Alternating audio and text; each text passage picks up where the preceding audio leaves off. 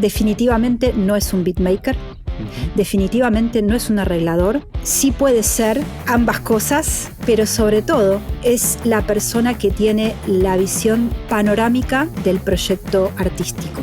Mis mezclas las hago en 2 días, de 5 horas en todo caso. No me encierro 8 horas a mezclar, no lo puedo hacer más eso. Otra de las labores más importantes del productor y la productora, extraer el sentimiento que conlleva esa canción. Era muy fanática, ¿no? de poner las cosas en la grilla, del Beat Detective, del Elastic Audio y todos esos que en realidad terminan haciéndole bastante mal. ¿Cuál crees que son los errores más grandes que está cometiendo la gente hoy en día cuando se autoproducen? Hola Natalia, ¿cómo estás? Muchas gracias por estar acá en el podcast. Gracias a vos, José, por invitarme. En otras entrevistas que te he visto, decías que te gustaba mucho experimentar. ¿Qué es lo que más, o qué es lo más raro que te ha tocado hacer o ver dentro de un estudio?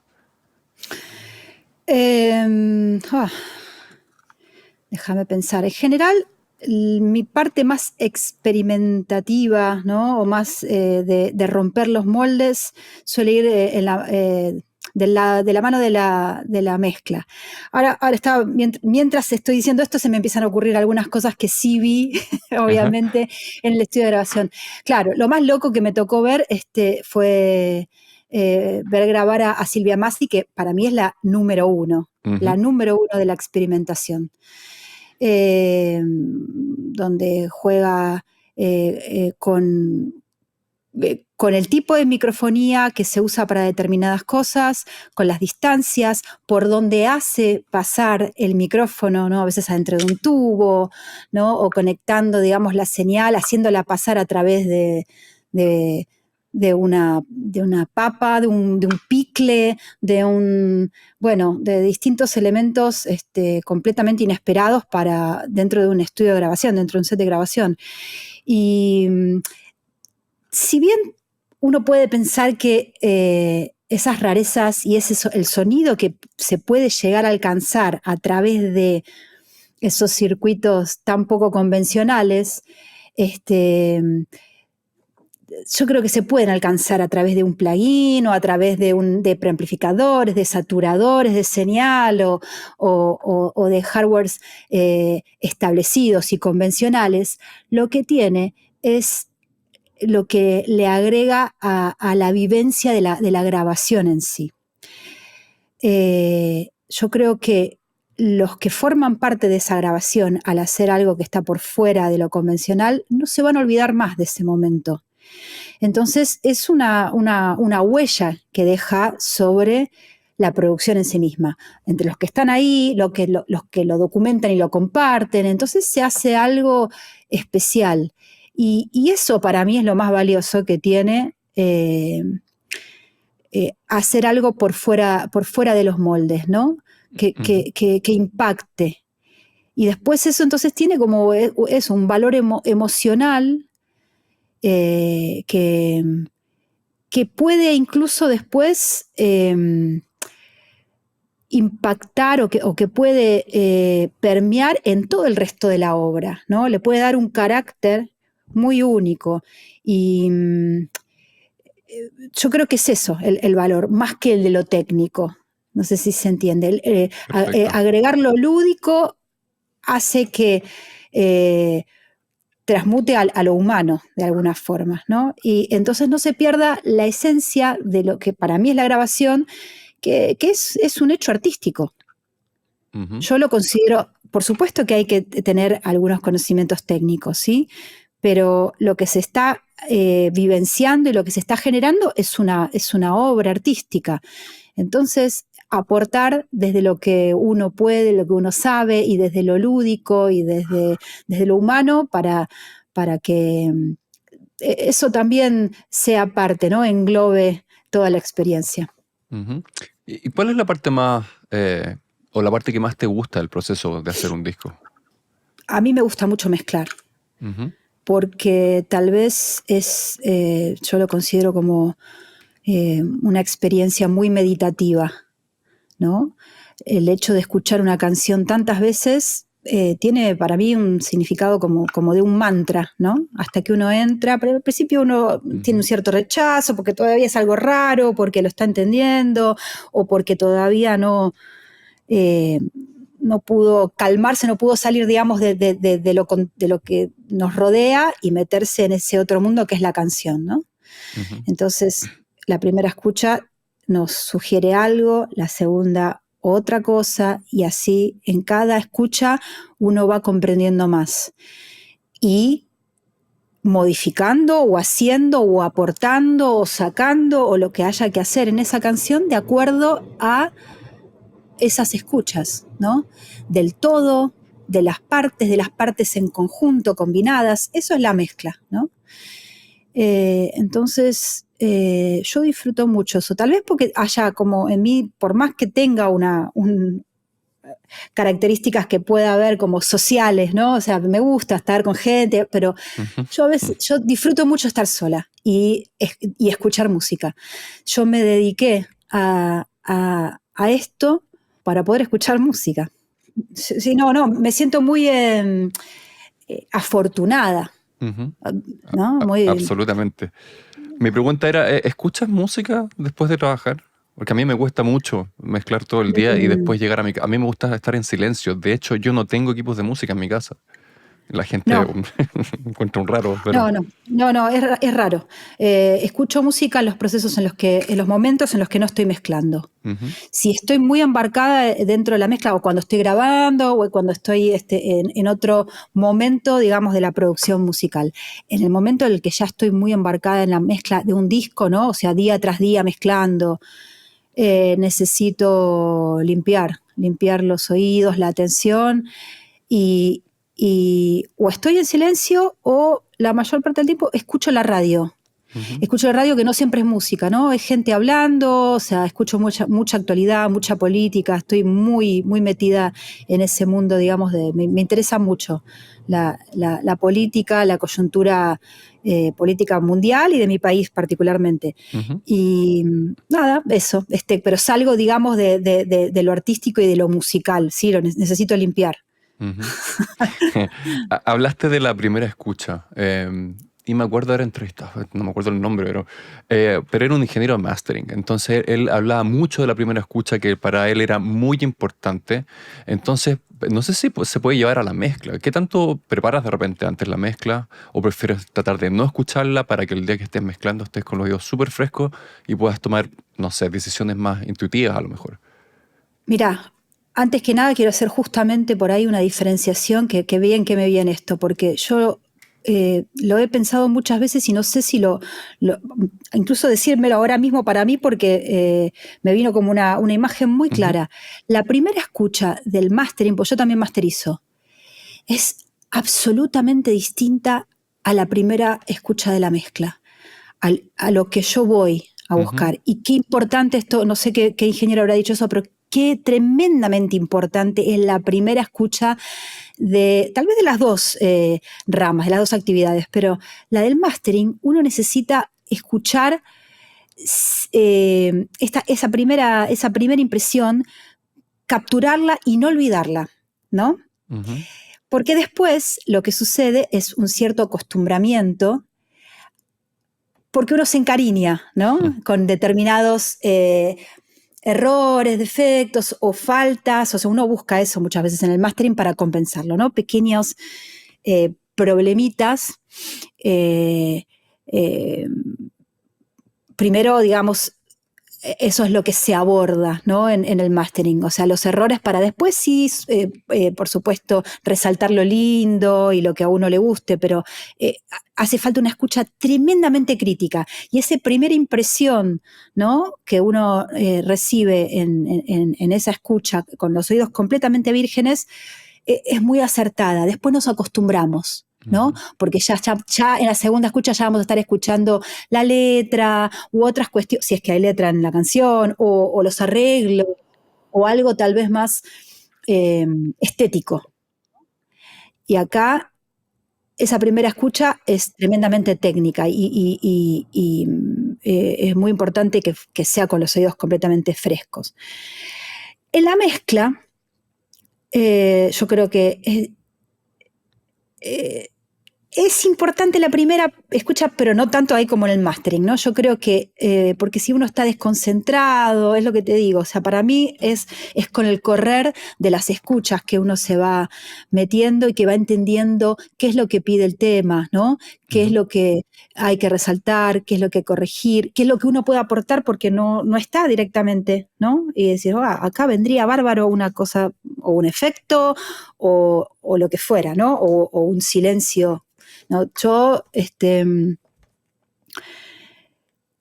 hay veces que mezclo lo que produzco, entonces por supuesto ahí no tengo que andar pidiendo permiso, pero digamos, si estoy trabajando en general como mixer nada más, no como productora, suelo trabajar con productores que ya nos conocemos, entonces también tengo ciertas licencias para aportar, ¿no? Desde completamente lo creativo, desde una mirada que es tal vez de producción, ¿no? En la mezcla, que es lo que más me gusta.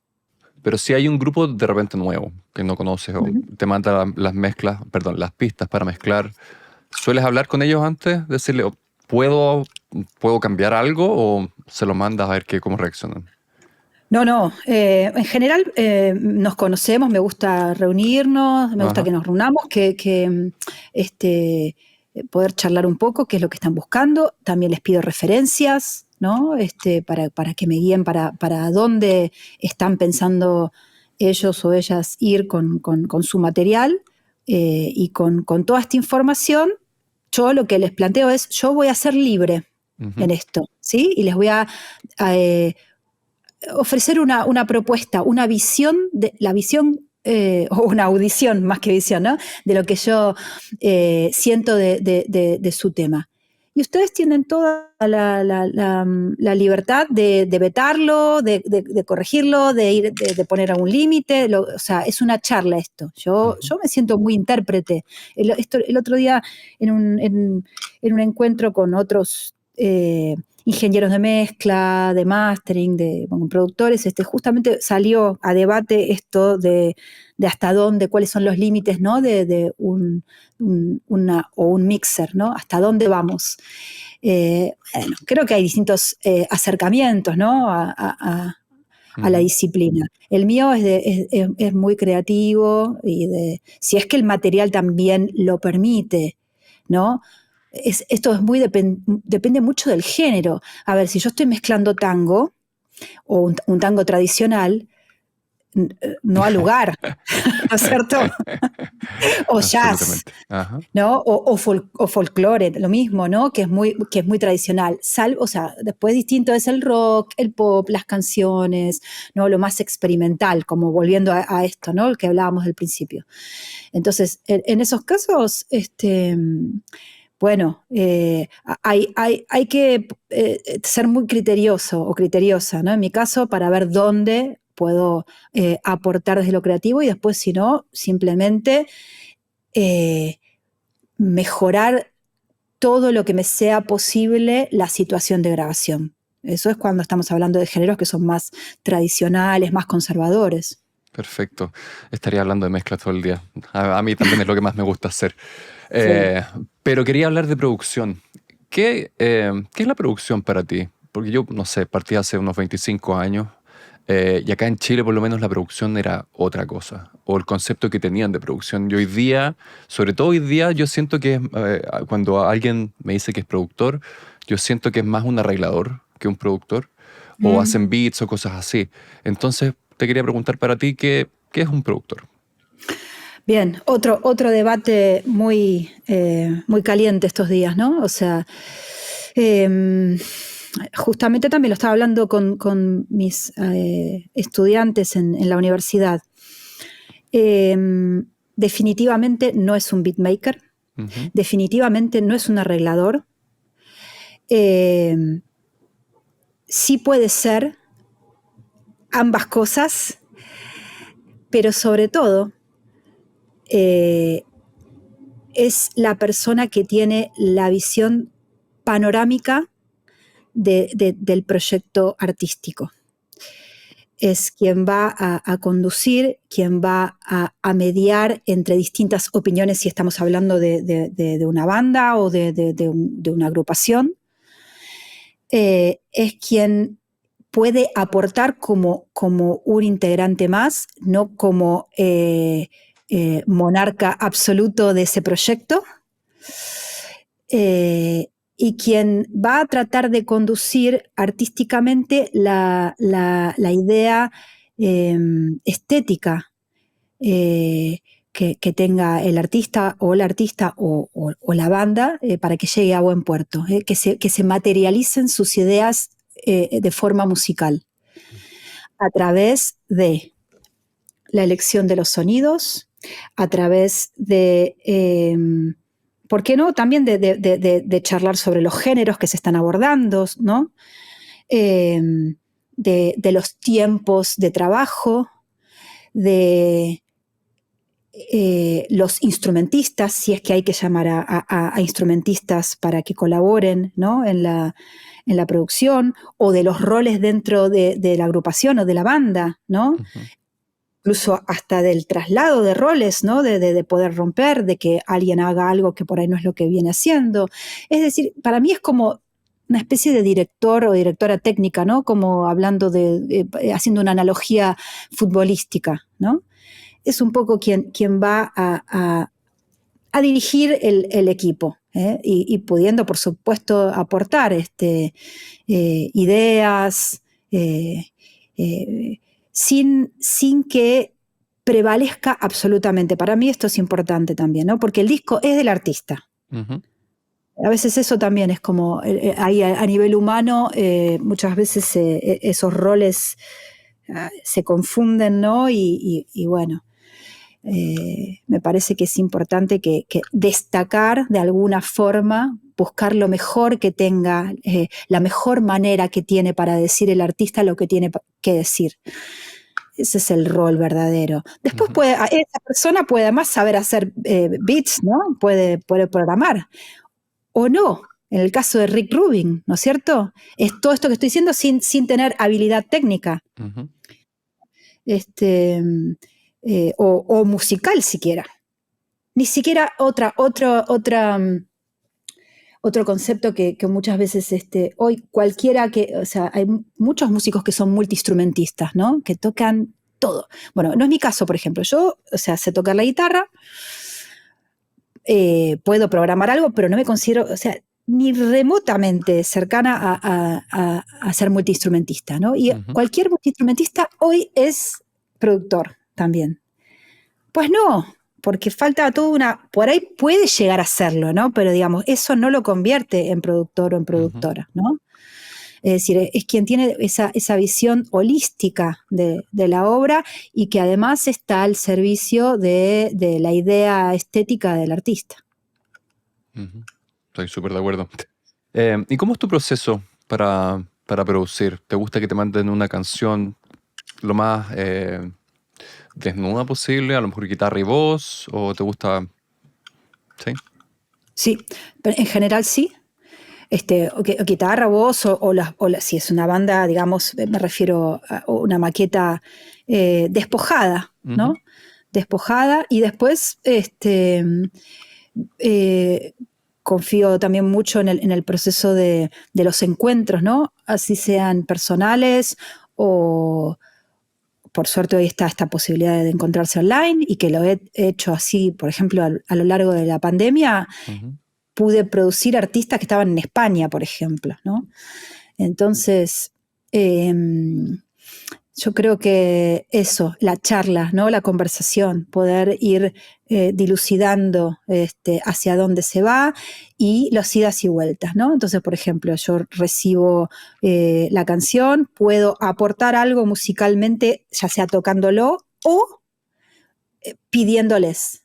Excelente, bueno, ahora en vez de esto, probemos con una guitarra que sea así, o que haga un ritmo al doble, o sin guitarra, solamente, ¿no? Y ir conversándolo, y bueno, eso en el caso, digamos, también que fuera así como muchos idas y vueltas. En otros casos, voy a la sala de ensayo, y presencio, y escucho, y voy tomando nota, y voy sugiriendo, ¿no?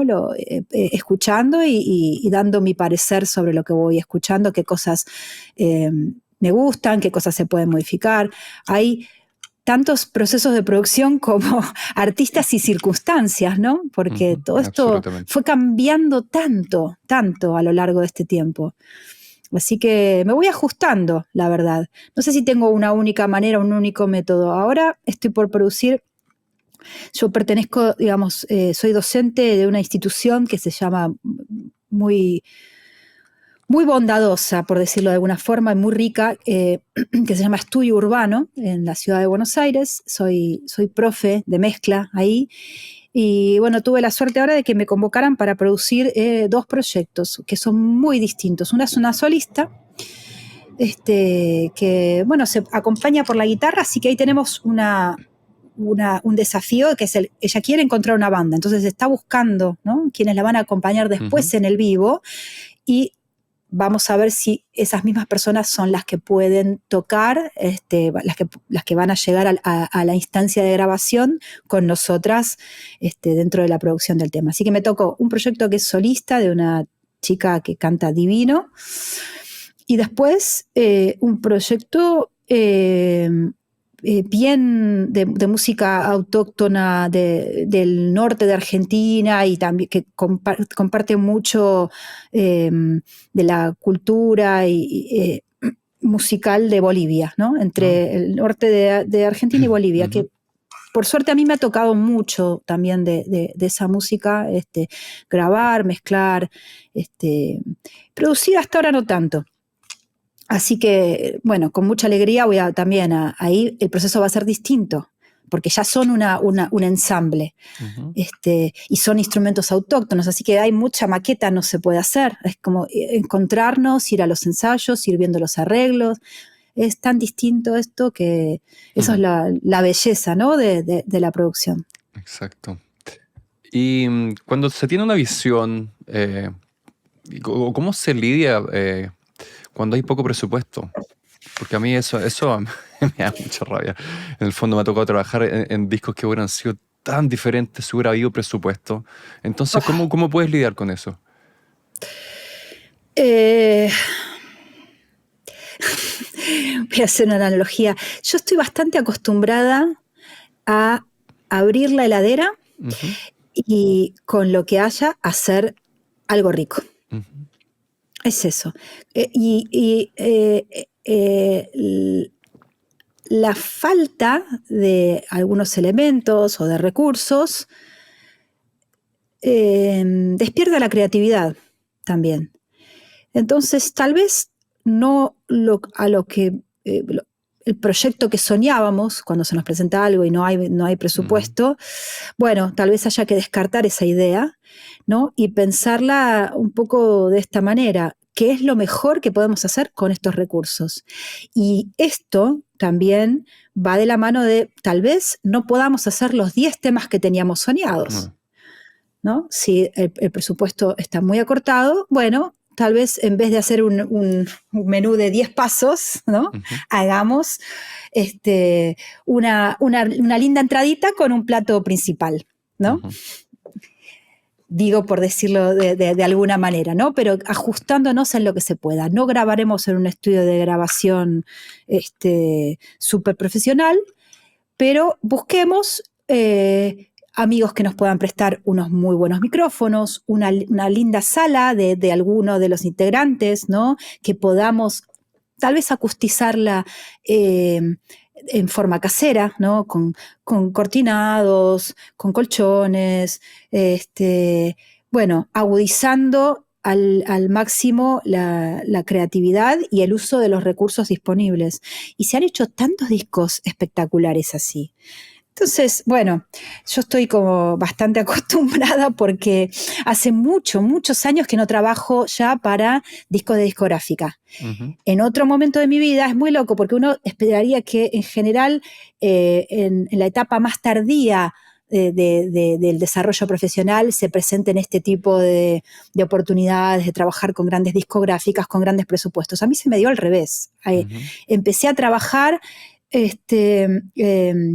principalmente para discos de Sony, donde había muchísimo presupuesto. Estábamos muchos días dentro de los mejores estudios de la ciudad de Buenos Aires. Había tiempo y presupuesto para mezcla. También lo mandaban a masterizar en ese momento a New York, o bueno. Entonces, en un momento me mal acostumbré y pensé que no sé a qué me voy a dedicar ahora, si todo eso ya no puedo hacer más nada así. Y bueno, ahora hace muchísimos años que ya estoy, digamos, del otro lado, en donde estoy súper acostumbrada a hacer las cosas con bajo presupuesto. Uh-huh. Entonces buscamos la vuelta. Sí, también te tocó vivir en Estados Unidos, ¿cierto? En Los Ángeles. Y yo también viví allá un tiempo y yo creo que me llamó mucho la atención esto mismo. Yo creo que esa, para mí por lo menos, es la gran diferencia que tenemos en ese momento, por lo menos, la producción de allá, como en el fondo en Latinoamérica se hacen muchas cosas con muy, muy poco, y creo que no están tan acostumbrados allá. No. Entonces, ¿cuál es para ti la gran diferencia que te tocó vivir en ese momento cuando pasaste de estar en Buenos Aires a Los Ángeles? Bueno, ahí yo en ese momento estaba comenzando mi carrera, ¿no? O sea, hacía un año y monedas que, uh-huh. que había comenzado aquí. Lo que pasa es que, claro, tuve la suerte de entrar en un estudio muy importante de Buenos Aires. Entonces, como asistente ya de ese estudio, tuve la oportunidad de estar presente y ver, presenciar el proceso de muchos discos importantes o grandes en presupuesto, ¿no? Bueno, de todos modos era un momento muy distinto, ¿no? Eso estoy hablando de exactamente el año 2000, clavado, 2000, 2001. Entonces, realmente era otro mundo. Pero al entrar a trabajar en el estudio, se llama The Enterprise, era un estudio muy imponente. En realidad no era uno, eran 11 estudios, ¿no? de nivel clase A. Uh-huh. Eran 2 manzanas, ¿no? O sea, no sé cuántos metros cuadrados, pero realmente muy, muy, muy impresionante la dimensión de ese complejo. Por eso se llamaba The Enterprise, ¿no? Porque era una nave nodriza. Bueno, ya de por sí era distinto en ese momento. Me impactó la diferencia de tecnología, por supuesto, el profesionalismo con el que se trabajaba, ¿no? El rango, porque si bien acá cuando yo me inicié en el ámbito en el que me crié profesionalmente, había, por supuesto, todo un escalafón, ¿no? De asistente, segundo asistente, el técnico, todo eso que ya hoy día no existe más, pero tal vez para mejor, pero bueno, era mucho más marcado en los estudios de Los Ángeles, uh-huh. ¿no?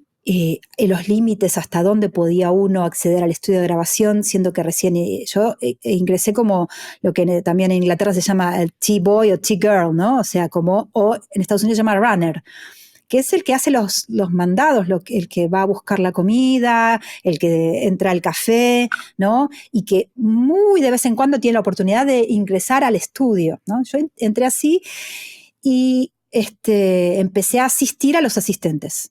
Uh-huh. Y a entrar a la sala de máquinas, a cambiar los carretes de cinta, a calibrar los aparatos y todo eso, ¿no?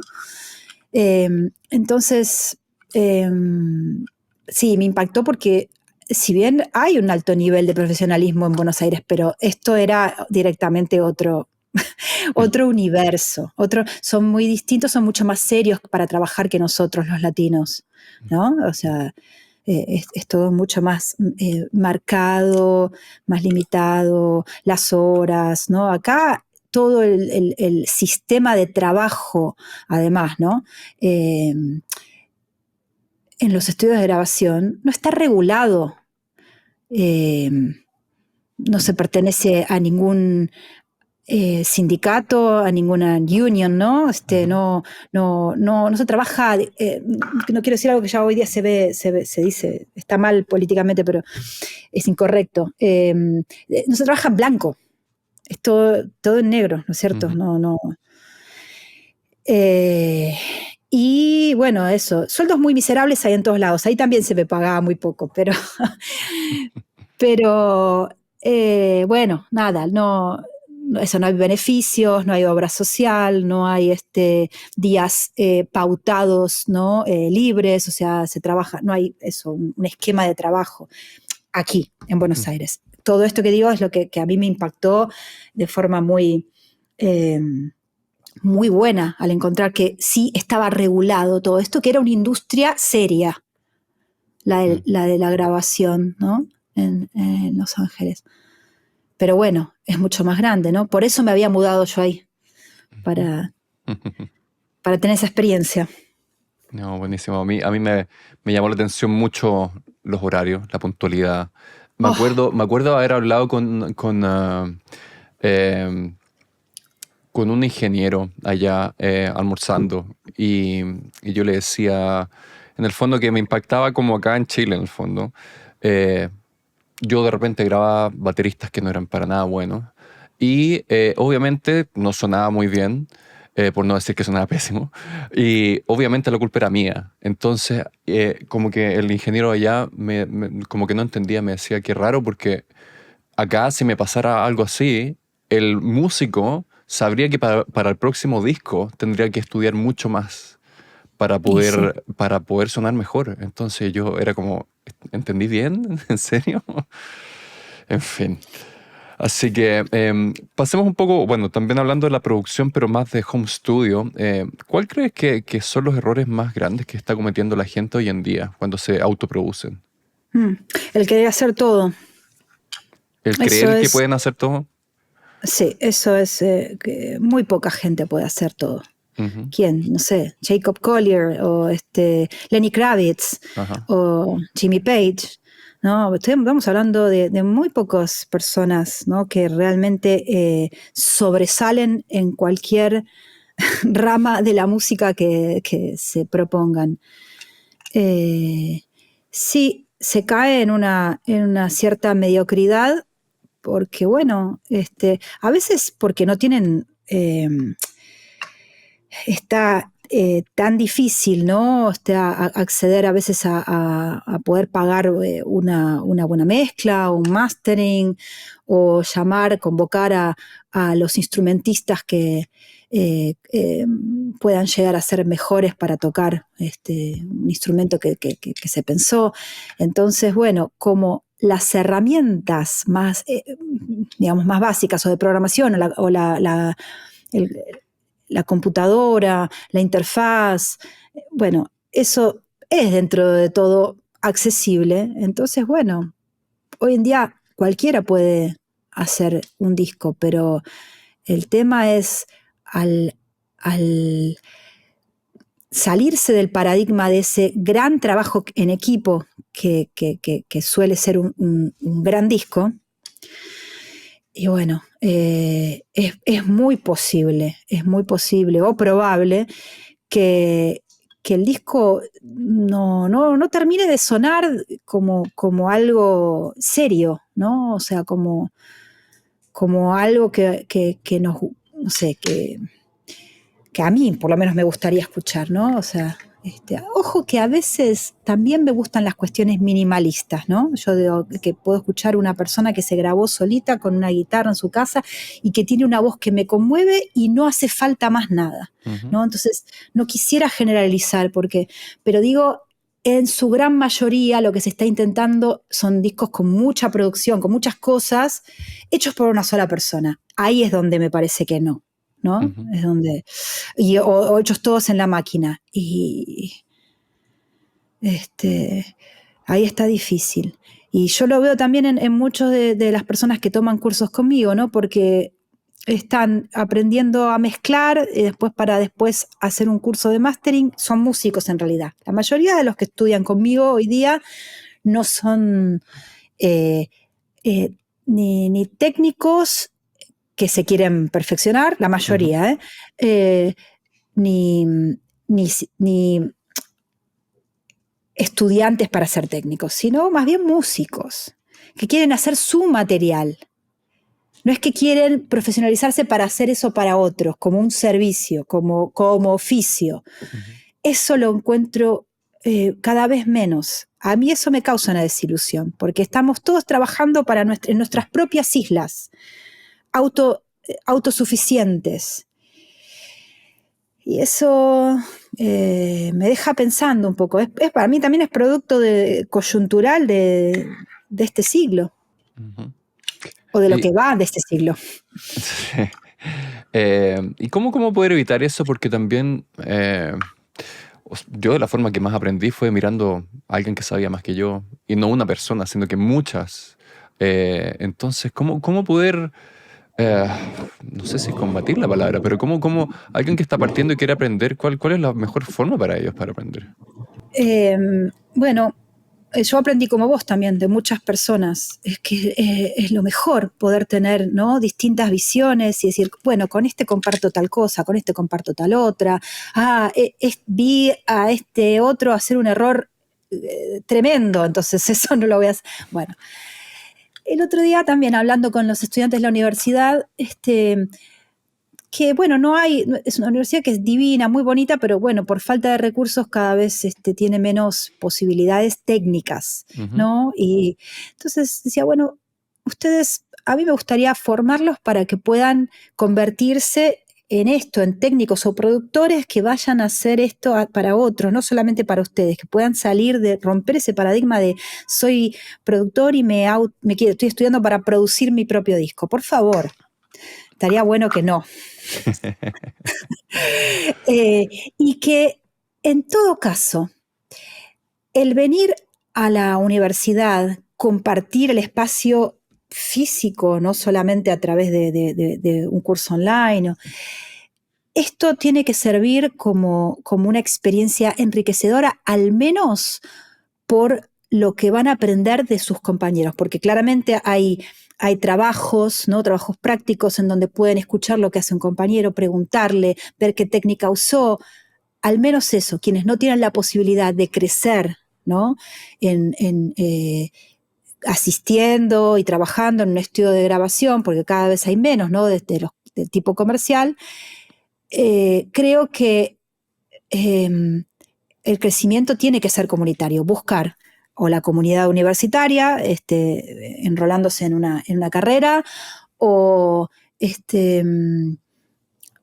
reunirse. Hay asociaciones de técnicos o técnicas o productores en distintos lugares. Bueno, en Buenos Aires hay bastante de eso. Por algo también, eh, junto con otras compañeras, fundé una asociación que era para esto, para construir redes, para apoyarnos, para poder seguir aprendiendo, para que no sintieran que estaban solas, que aún este problema, digamos, de no saber con quién compartir y de dónde aprender es aún mayor en mujeres, ¿sí? Ujú. Porque muchas veces se nos blinda del acceso a la información, por ahí no compartir tal vez salidas más sociales con los compañeros, ¿no?, de un estudio bueno. Es más difícil por muchas razones. Ujú. Bueno, yo creo que durante los años en que estuvo muy activa esa red, que es la red multisonora, RMS, que en principio era la red de mujeres en el sonido, fue tremendamente beneficiosa para las que compartimos el espacio. Nos reuníamos, tal vez era una vez por mes o cada 2 semanas, pero después generábamos muchas actividades que propiciaban el aprendizaje, la sociabilización, el poder compartir técnicas o experiencias. Definitivamente tiene que ser en compañía de los demás. Hay que buscarle la vuelta. Siempre va a haber algo que nos nutra, si no es la propia situación laboral del estudio de grabación, ¿no? Volviendo un poco a la producción de home studio, puse 3 puntos que creo yo, a mi forma de ver, son los problemas que a mí más me molestan. Y la primera es que yo por lo menos las cosas que me llegan para mezclar tienen demasiada edición. Quieren que todo esté perfecto y siento yo que le quitan vida a la canción. Entonces no sé qué piensas tú de eso. Sí, es algo que también fui aprendiendo con los años. Tal vez hace 10, 15 años atrás era muy, muy muy fanática, ¿no? de poner las cosas en la grilla, del Beat Detective, del Elastic Audio y todos esos que en realidad terminan haciéndole bastante mal a todo en su justa medida, pienso. A ver, sí me molesta cuando por ahí el primer golpe, ¿no? del compás no cae bien, ¿no? O si no cae junto al bajo. O sea, lo que más me importa es que suenen en conjunto los instrumentos, ¿no? Que una batería esté en grilla, ¿no? Y que todo sea como... Más me importa qué está pasando con la batería respecto al bajo y a otros instrumentos. Entonces, por suerte fui desarrollando una audición mucho más holística respecto a un tema o a una canción. Entonces, luego también está el género.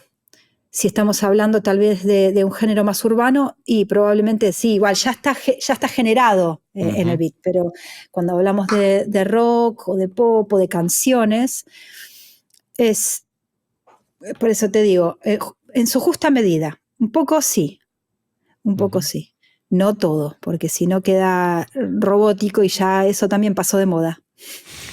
Sí, perfecto, me gustó eso. No, para mí es el exceso, para mí es el exceso y el porque sí. Editar Claro. porque hay que editar. Lo segundo que me he topado yo es que se concentran demasiado en el sonido y dejan de un lado, o no es tan importante, la emoción dentro de la canción. Mm. Y eso es para mí por falta de un buen productor o productora. Porque interpretación mata tempo y afinación, ¿no? No hay, es como la carta más alta de este juego. Y es a lo que hay que buscar, es lo que hay que buscar, a lo que hay que aspirar. Después, hasta se puede arreglar la afinación. Entonces, lo que tiene que estar haciendo un productor o una productora es estar sentado, sentada, escuchando, tratando de lograr la mejor interpretación de todos, ¿no? De cantantes, músicos, que la interpretación que más emocione, que más tenga que ver con lo que se está diciendo, ¿no? Que más compenetrada esté con esa idea que ese grupo o ese artista quiere transmitir con esa canción. Entonces, es una performance, es como un director de teatro, en todo caso el productor ahí, ¿no? Así que sí, definitivamente para mí esa es otra, ¿no? Que nos dijimos, otra de las labores más importantes del productor y la productora, ¿no? Extraer el sentimiento que conlleva esa canción y que los intérpretes lo puedan transmitir. ¿Y cómo tienes algún proceso para hacer eso con los cantantes? Para potenciar y, no sé, sacar lo mejor de ellos. La charla, la conversación, y dependiendo la canción, si yo, obviamente como productora, la tengo que conocer tanto como el artista. La tengo que haber escuchado, la tengo que haber sentido, la tengo que haberme imaginado, tengo que haber también puesto de lo que a mí me genera. Y propongo ideas, pensá en tal cosa, qué significa esta palabra, cómo dirías esta palabra a esta persona, ¿no? Casi como un director de teatro, ¿no? Como, yo creo que es eso a través, sobre todo con los cantantes, ¿no? Guío mucho el proceso de grabación vocal, lo guío mucho. Sí, me encanta, creo que es de lo que más me gusta producir, sin duda. Tengo mucha paciencia, mucho oído y mucha psicología. No queda otra. No queda otra. Lo aprendimos. Yo creo que esa psicología la aprendí. Seguramente algo me debe haber llegado de parte de mi madre, que era psicóloga, y de la docencia. la paciencia y las herramientas que uno tiene que tener para comunicar y que al otro le llegue, ¿no? Y que haya un feedback, ¿no? No solamente poder hablar entonces, bueno, que todo eso creo que me lo dio la docencia, pero me parece que es esa la figura que más relacionaría con la producción, ¿no? El director o la directora de teatro. ¿Y eres de las personas que también de repente se meten un poco en las letras? ¿Corregir algo o sugerir? No, salvo que esté afectando mucho la rítmica, ¿no? Que cueste meterlo rítmicamente, únicamente por eso. Uh-huh. O sea, que me parece si una palabra no termina de entrar, ¿no? Dentro de una frase y que se fuerza mucho, solo creo yo que lo diría, o sea, opinaría de una lírica, de una letra, en ese caso, donde veo que entorpece, ¿no? Y sugeriría y trabajaría, porque es tan personal el tema de meterse con una letra que más aún que la música, así que... Y el tercer, o la tercera cosa que me molesta, no sé si me molesta, pero que me topo o que echo de menos, eso lo voy a decir, que extraño de las producciones que no se hacen en estudio, se hacen en home studio autoproducidas, son los accidentes. Echo de menos los errores, los accidentes esas cosas como que uno nunca se le hubiera ocurrido y pasan y eso me encanta. Eso echo mucho de menos. Muchísimo. Yo también, bueno, grandes supporters, fan, ¿no? Del accidente en la producción discográfica, las grabaciones, son Brian Eno. Yo soy muy admiradora de él. Y también un músico local, argentino, Daniel Melero, también habla mucho de los errores. Él tiene una charla interesantísima, horas creo que dura, 2 horas y media o 3, no me acuerdo. Se queda una especie de seminario sobre el error en la música. Y él cita determinados casos muy, muy legendarios, ¿no? Como ejemplo, en la música internacional. Ahora no recuerdo exactamente, pero por ejemplo, de acelerarse en el beat, ¿no? O sea, empieza un tema que no sé, se ha tocado sin metrónomo, pero que es un tema conocidísimo, y que eso, si uno no está muy atento, ni se da cuenta de cómo empezó de lento y cómo terminó de acelerado el tema, ¿no? O de haber pifiado, de haber tocado mal un acorde que llevó el tema le dio como un giro, ¿no? O una llamada de atención al oído que, bueno, yo soy también una gran soporte, una gran admiradora del error en la música. Me parece que a través de los errores surgen las obras de arte más maravillosas. Cuando estás produciendo, ¿cómo haces que o el artista se bloquea? ¿Cómo lo tratas de sacar de ese momento? Y salir, como te decía, esto de cuando uno también se agota, ¿no? De la música al trabajar todo el día y uno no quiere escuchar más, o silencio, o algo que no tenga absolutamente nada que ver, como un análisis de economía mundial, ¿no?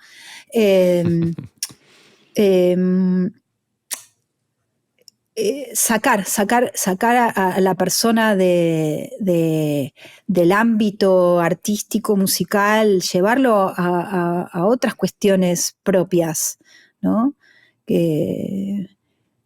Poder cortar, si es que estamos en el momento de grabación, salir a dar una vuelta, tomarse un helado, caminar siempre es lo mejor.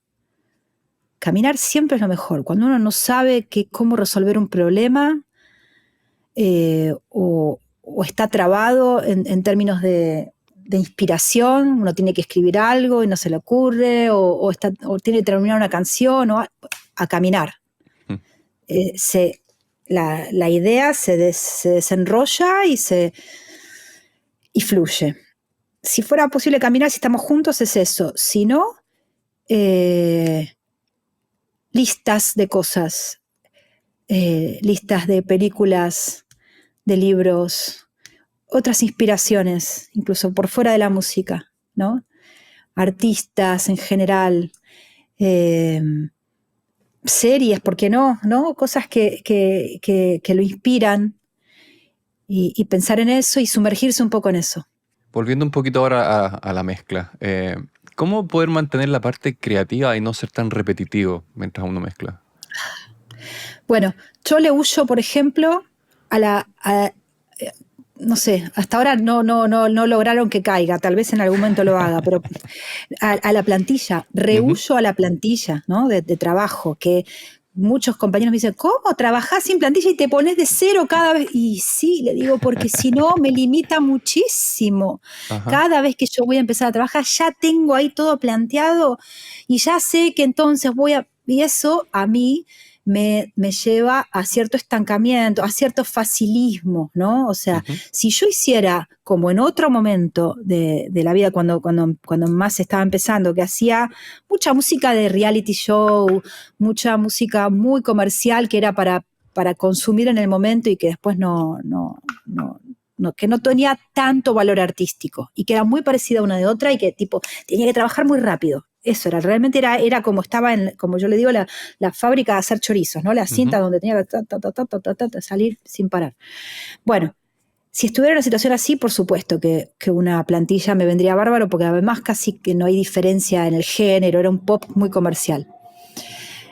Hoy día, por suerte, me llegan proyectos de todo tipo de género, muy distintos en su conformación y de por sí en la propuesta artística. Entonces, eh, difícilmente, no sé, quiera usar los mismos efectos, agrupar las cosas de la misma exacta manera. Sí tengo, por supuesto, un orden de los canales, pero creo que me fui por las ramas, no te No, contesté. perfecto. ¿Cómo? Es lo mejor. Esto es igual que los errores Ok, o accidentes, así que ok, dale, sí, dale. era otra. Bueno, nada, trato y después sí, si tengo algo de tiempo, si realmente no me están corriendo, yo tengo una lista infinita de plugins.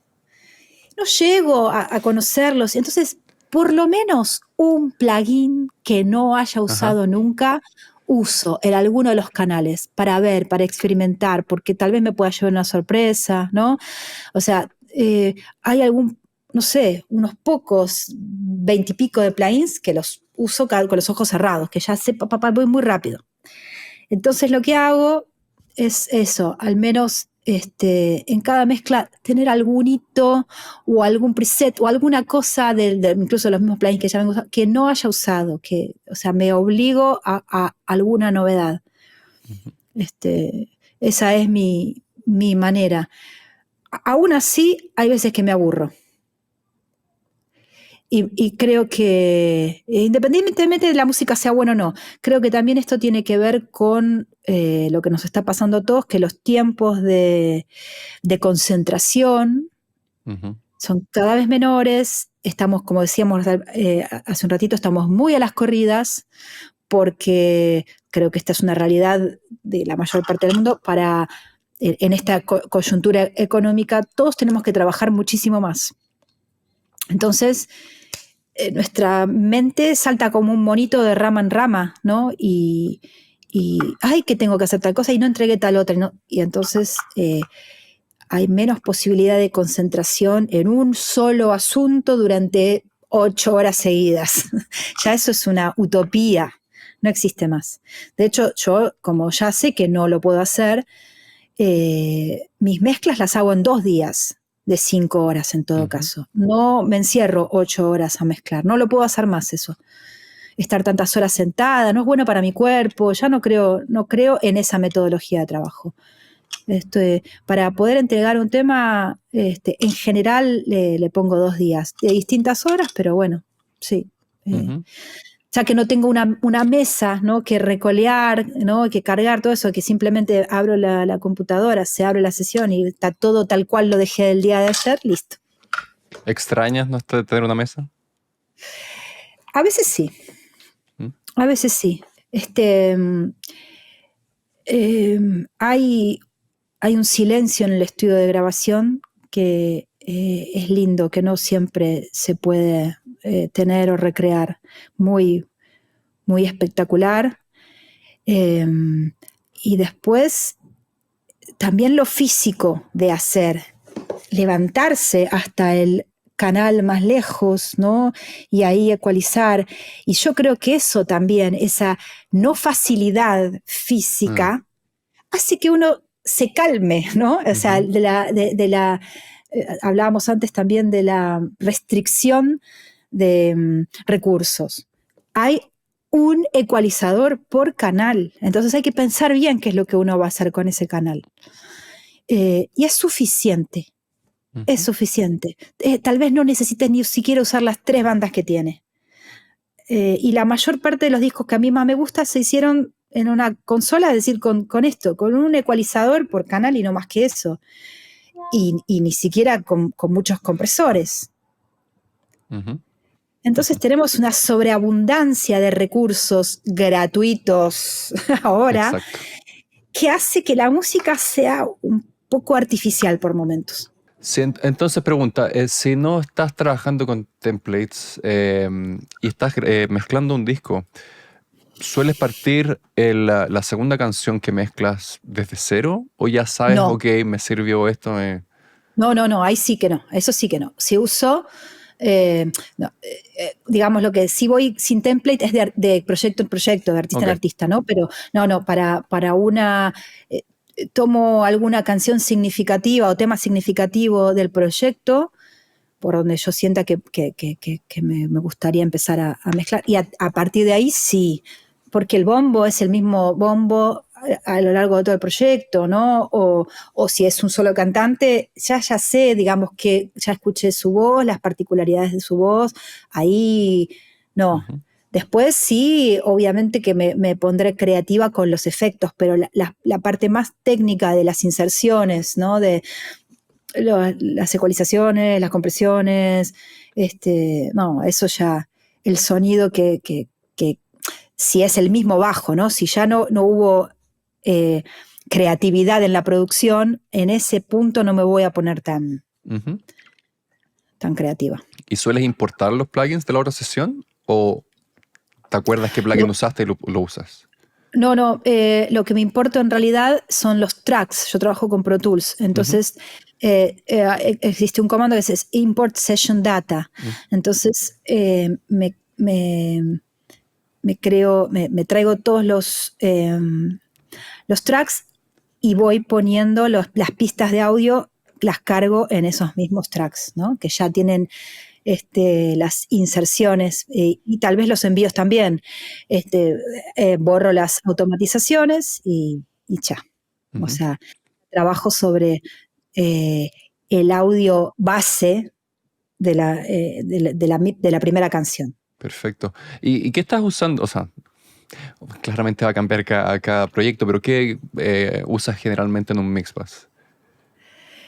En un Mixbus uso, no mucho, medidores, estoy todo el tiempo viendo cómo viene, cómo se llama, algunos, los de Waves, los más comunes, pero siempre tengo abierto el medidor y después como es el Shadow Hills y tal vez algún otro compresor, pero que sea casi, es imperceptible, que solamente yo sé que está comprimiendo porque veo que es un cero como puntitos, o sea, que sea muy rápido y que vaya como comiendo algunas puntitas, pero no llega ni a un dB, ¿no? de compresión, o sea, realmente es sutilísimo. En general, 2 compresores. Y sí, yo no creo tanto ahí cuando yo estoy mezclando en la ecualización del master bus, porque si veo que hay algo que corregir, lo voy a tratar de hacer en la mezcla. A veces puede ser que diga, no, la verdad que no sé dónde está y lo ubico. Otra cosa que a veces puedo llegar a usar en un Mixbus es un deesser, porque esto es cuando es súper exagerado y ya utilicé en el canal de la voz o de las voces varios deessers Ujú. Y para no seguir recargando, tal vez pongo un deesser en el máster. Eso Y, y- es nivel de obsesión total de la S. Ujú. Y también me dijiste que trabajaste con gente en España y cosas así, entonces, ¿cambia tu forma de procesar o poner un deesser cuando alguien canta en inglés o en castellano o diferentes partes o diferentes... se me fue la palabra. Acentos. Acentos, gracias. Acentos. Sí, sí, totalmente, no necesito tanto, ¿no? Hay Ujú, cosas que no necesito tanto. Me pasa mucho eso es muy notorio aquí mismo en Argentina, según la región de donde sean. En la región del ujú, litoral, que es la que linda con Uruguay, la que está más cerca del río Uruguay, del río Paraná, tienen una S que es descomunal, es como un helicóptero. Obviamente que tiene que ver de persona en persona, ¿no? Pero ujú, hay acentos que la tienen muy marcada. Bueno, la gente del litoral la tiene bastante marcada y a veces no me alcanza, le pongo dos y todavía lo sigo sintiendo. No voy a decir hasta artistas que son muy ujú, conocidos de esta zona, no hace falta, pero que los tuve que trabajar muchísimo. ujú. O sea, acá en Argentina yo ya sé de dónde, viendo en el norte, oeste, es al contrario, la aspiran. Ajá. Entonces Bueno, casi que no hay ese. acá hacemos lo mismo. Exactamente, está aspirada acá, o sea, por eso depende de dónde uno trabaje, ¿no? Ujú, Y en España, dependiendo también las regiones, ¿no? Por ahí no es tanto la S, pero es la Z, ¿no? Que es hay como una vibración, ¿no? Dependiendo qué es lo que molesta. Y ujú. nosotros, por ejemplo, más en la zona de Buenos Aires y más, ¿no? Todas las, que no es Exacto. directamente una sibilancia, pero es otra, ¿no? Que también la trabajo cuando es muy marcada, muy violenta. Ujú.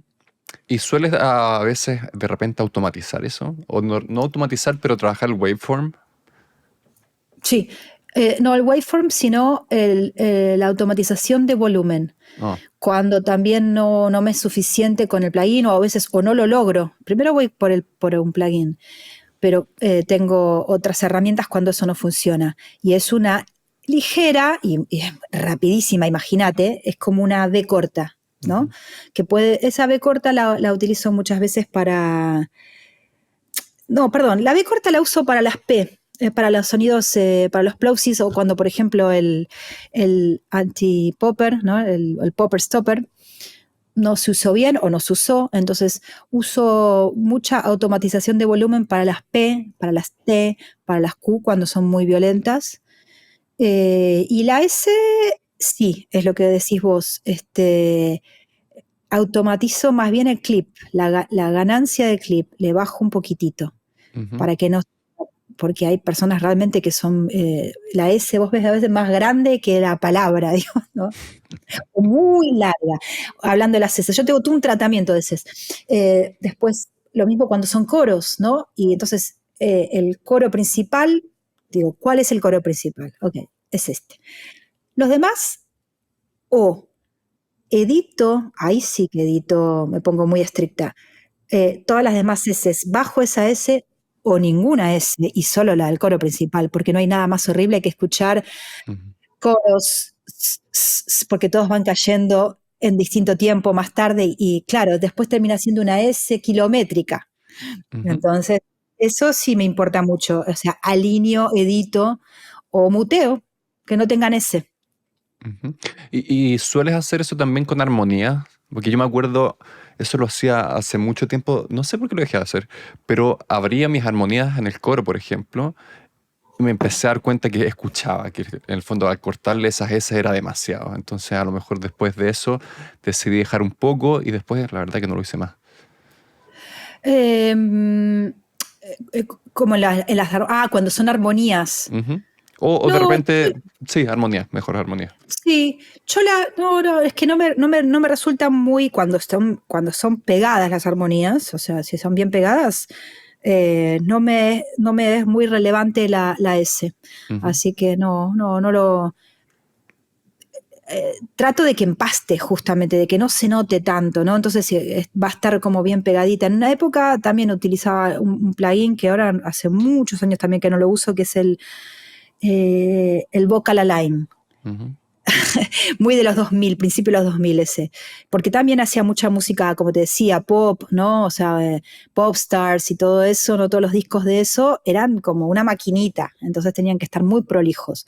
Yo creo que depende del género todo esto. Depende del género. Absolutamente. Si estás haciendo algo indie, no vas a ponerte así de obsesivo. Ujú. Claramente no. Depende del género. La semana pasada entrevisté a un ingeniero que se llama Aaron Rubin y él me decía que usaba Melodyne. Es algo que todavía no tengo la oportunidad de probar, pero él con Melodyne bajaba, ponía en una opción con toda la sibilancia y bajaba el volumen y me decía funciona perfecto. Así que sí. ¡Qué bueno eso! Voy a tener que aprender a usarlo. No, yo también, así que lo tengo en una nota a un lado del computador, pero todavía no lo ¡Qué hago. bueno! Ujú. Aprovechando también que te gusta la docencia, algo que me preguntan siempre, ¿cuál es la forma más fácil de aprender a comprimir? Y también, sobre todo, a escuchar la compresión. Mm. Al principio, y contrariamente a lo que se podría creer, mirando el búmetro. Ujú. Mira, siempre escuchando, ¿no? Escuchando y mirando. Creo que ayuda, sobre todo los búmetros y exagerando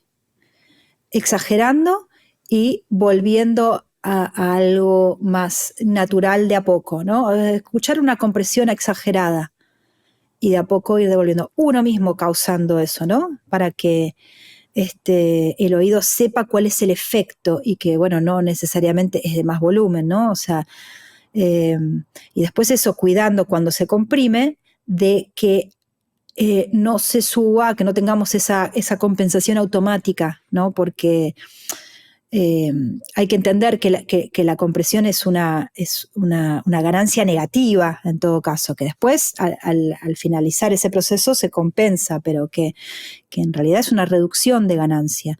Entonces, en todo caso, siempre cuando uno está comprimiendo y ecualizando también, ¿no? Que el volumen de entrada sea el mismo que el de salida, que uno pueda bypassear el plugin y que no se vea afectado el volumen.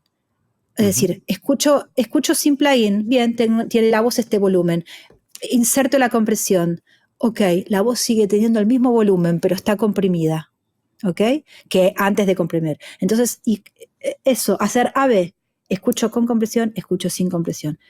Y a no frustrarse porque son años. Yo no sé ni cuánto tiempo tardé, no sé. Yo Fue más de 3. decir, Sí. seguramente, no sé. O sea, lo que sé seguro es que fueron años, no Mm. años. Ujú. Y poder resistir esa frustración que agarra, decir, ¿alguna vez voy a poder escuchar qué está sucediendo acá? Bueno, sí, lo que pasa es que hay que pensar que el fenómeno de compresión no existe en la naturaleza, ¿no? Sonoramente. Entonces, de ecualización hasta cierto punto sí, uno puede, hay filtros naturales, qué sé yo, pero el de compresión capaz que existe y yo no estoy en este momento teniéndolo en cuenta, pero me parece que no. Entonces es algo que nuestro oído no tiene la más mínima formación. Entonces hay que empezar de cero. Ujú.